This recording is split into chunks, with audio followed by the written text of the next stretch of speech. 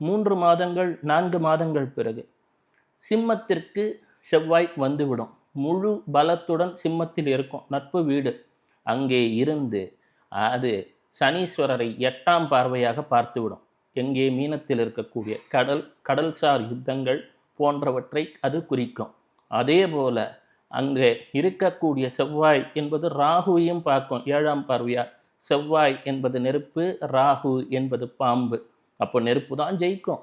இருந்தாலும் இப்பொழுது கடகம் என்பது நீர் ராசி, அதுக்குள் இருக்கக்கூடிய நெருப்பு அமைதியாக இருக்கும்.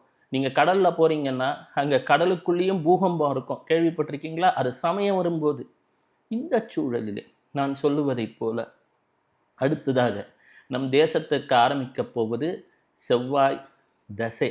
7 வருஷம் நிற்கும்.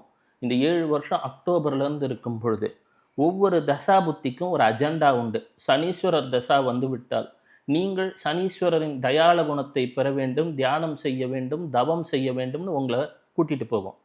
குரு தசை வந்தால் உங்களையே குருவாக மாற்றிடும்.